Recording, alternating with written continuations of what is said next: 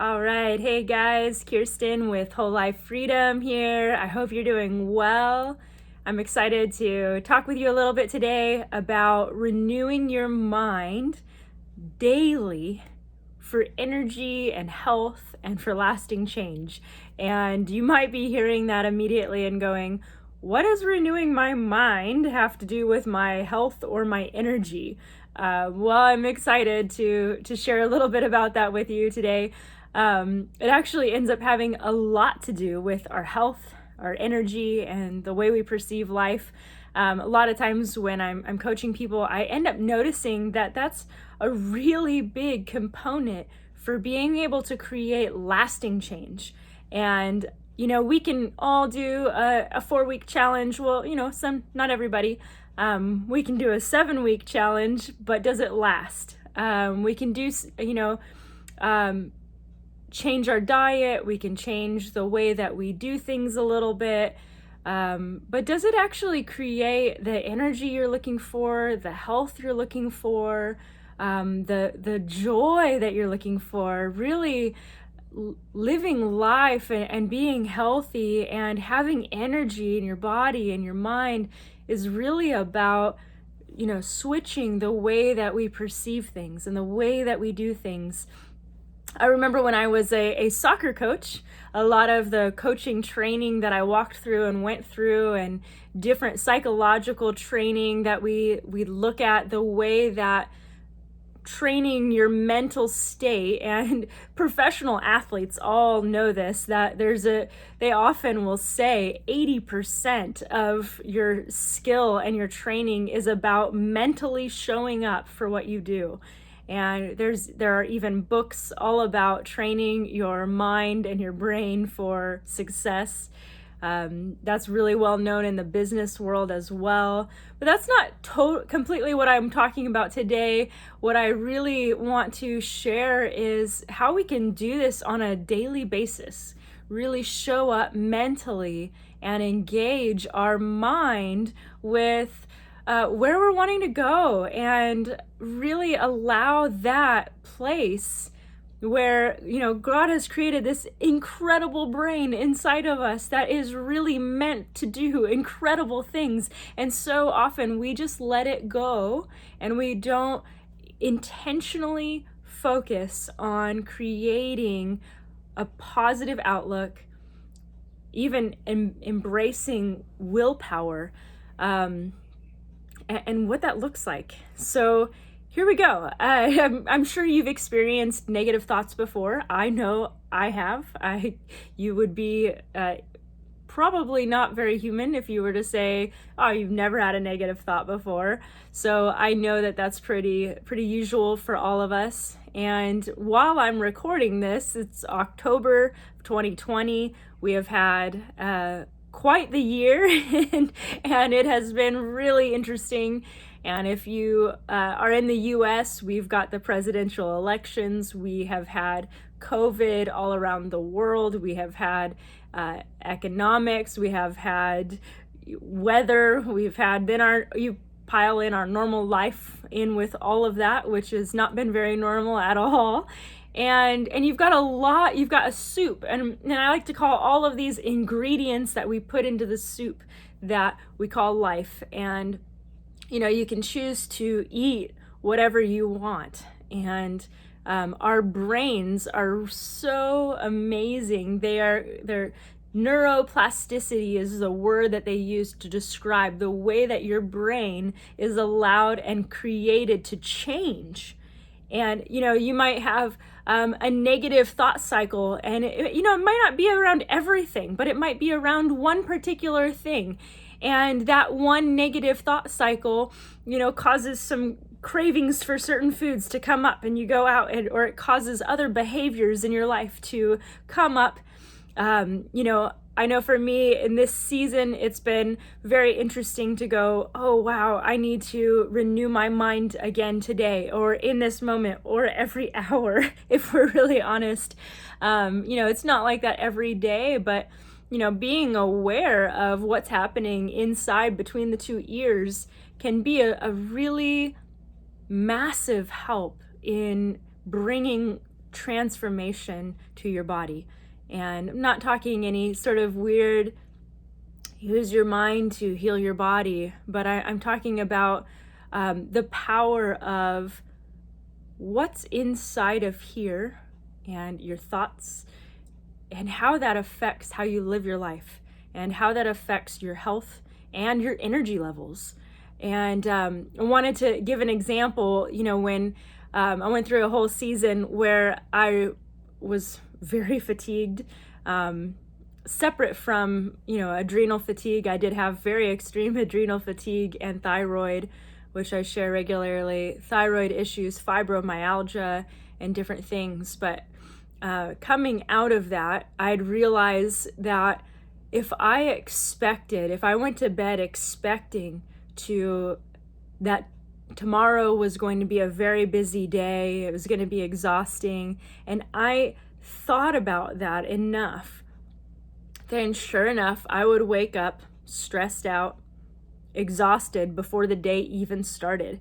And there wasn't any other reason other than my mind and my brain intentionally thinking about the way the day was going to go. And that would affect how I approached exercise, eating, my morning quiet time, my journaling, the way I approached work and everything. And so that then affected my energy levels, and it affected all the rest of the pieces. So as I started to recognize that and become aware of that, I started just trying out an experiment. What happens if I go to bed and I say a declaration? I use my mouth and start declaring. I use my visualization and my imagination and say, what if today could be amazing? And what if tomorrow could be really, really awesome, and I have a lot of energy, and even though there's a lot to do, I still approach the day and I get everything done and it comes through easily. And if I really was intentional about it, I would wake up excited about the day. I'd have energy for all the tasks, even if they were more than other days where I was fatigued. And suddenly I started seeing that, if I'm prepared mentally, if I've renewed my mind in the way that I approach things, I actually have energy. And I know that there are very real health issues that I've experienced myself, but even in the way that I approached transforming my own health, it took renewing my mind on a regular basis. It took grabbing a hold of hope every single day. It took grabbing a hold of visualizing the possibility that I could be better. It took encouraging myself and filling myself up. So I wanted to talk about a couple of things that I use and recommend regularly to renew our minds on a regular basis. And again, why do I keep using this word renew our minds? And there's this study that scientists have done regularly, and it's called negativity bias. Our brains are actually wired to remember the negative things. And there's actually a really good reason for that. It's not really, it's not like, oh no, I don't want my brain to remember the negative, or if you think about it, it's true. We can often very easily recollect past fears, past things that have happened, past traumas. But it's not always as easy to remember the positive things unless we are intentional. And the reason for that is actually really positive. There's a positive reason. We are negatively wired. And that's actually for protection. So if you think about, a little kid running up to a stove and touching their hand on the stove, and they go, ow, that was hot, it hurt. There's going to be a natural wiring and reaction to that pain, that we're not going to want to touch that stove ever again.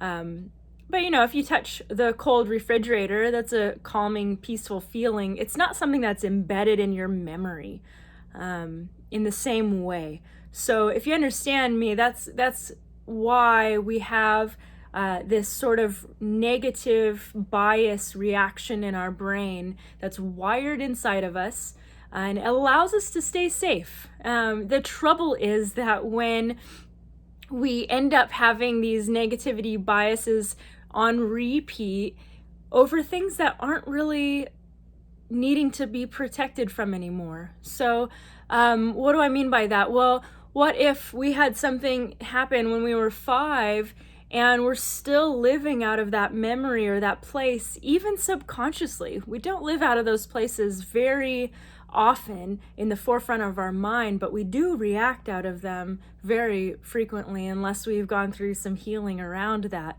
So, you really want to go, okay, is this reaction right now something that is from my past? And do I need it anymore? Maybe I had a reaction set up inside of me that was for my safety and for my goodness, and yet I don't need it anymore. And can I let that go and begin to renew my mind around that thing? And that becomes a powerful transformation. And I've seen this a lot, especially around food, which affects our health. We often have certain memories, certain patterns embedded inside of us around food.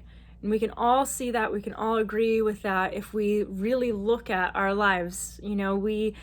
We give food to children when they've done something good.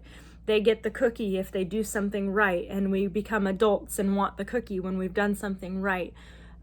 We continue those patterns on, and that creates that craving that is hard to beat until we start replacing it. And obviously that was not a protection mechanism, but it could be. It could be a protection that parents are protecting themselves by giving food as a reward. And then we become adults and continue to reward ourselves consistently over things that we may not need that reward for anymore. Or we might be looking for that place of comfort, which is a source of protection. And we might not need that same comfort and protection from food anymore. And we can replace it and look for other ways to replace it. So we want to look through our thought processes. We want to look through our reactions and our ways of doing things. Is that something that I really need to have that pattern in me anymore? Or is it something from my past that I can let go of? And I just pause around that. That's a process for sure. It's not something that I'd say, okay, let go today. But the good news is when we renew our minds on a regular basis, we begin looking for the positive, we begin absorbing the positive, then change becomes so much easier.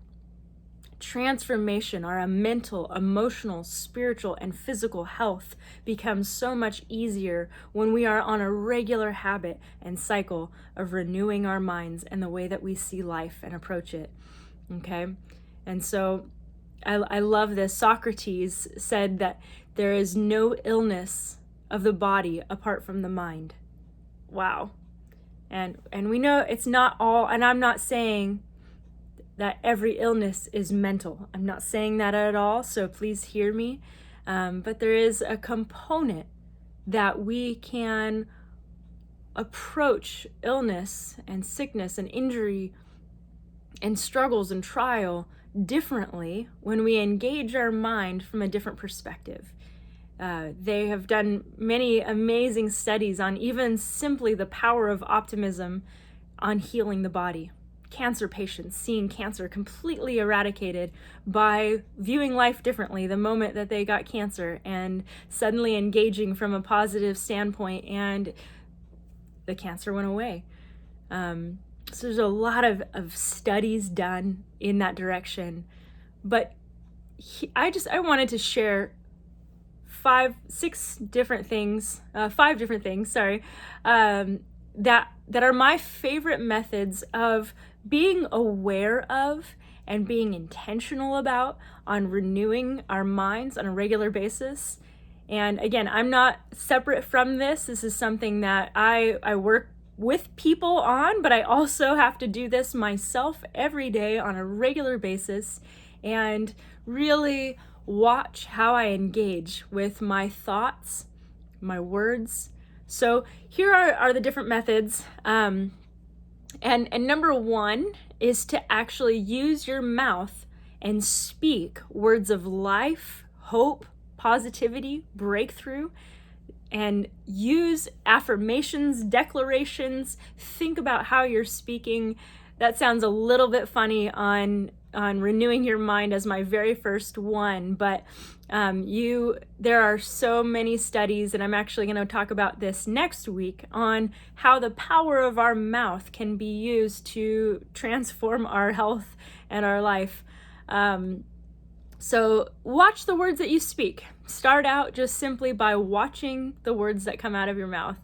And I'll do this together as well. I challenge us, whenever you're listening to this, to pay attention to the words that are coming out and start transforming that, because your brain hears what's coming out of your mouth.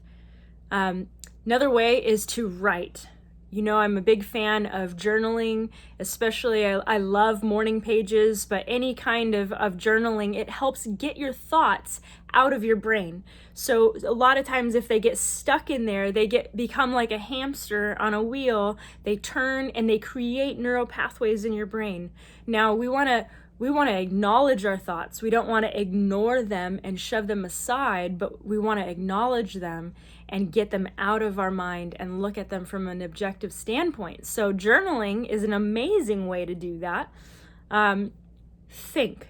Okay, use your mind to meditate or think on positive things, memories, gratitude. It's a powerful thing to start renewing those neural pathways by just simply thinking about the positive things. Now, it sounds kind of easy or sounds kind of light sometimes, but I have watched people in deep emotional turmoil completely shift facial emotional challenges by thinking about one thing that you're grateful for. So just think about it. Start your day thinking about one thing you're grateful for. Walk about your day and start looking around and thinking about what's good. What am I hopeful for? Why? Because our brain usually will be looking for, how do I stay safe, or what can I do to be protected, or we are also wired to continually look for ways of improvement. And while I'm all about self-improvement or improving our lives, we don't want to get stuck on a train of looking at what's wrong. We want to look at what's right and think about those things. Think about what's been going well. Think about how can you celebrate things that have been going well, even if it's been really hard and really challenging. There's still something that you can celebrate today. So I encourage you today, think right now on one thing that you can celebrate. All right, so input. So we've got speak, so we're output. We've got write, that's another output. And now we've got some input, so thinking on some things. And then input, what are you listening to or reading that's coming into your mind on a regular basis? And this one I could talk about for probably a few hours, and I won't do that, but again, as I mentioned, in this season, we've got a lot going on, and we can choose to focus on the news, focus on social media, focus on what people are saying or commenting or doing. And that's fine if you can keep your boundaries pretty solid.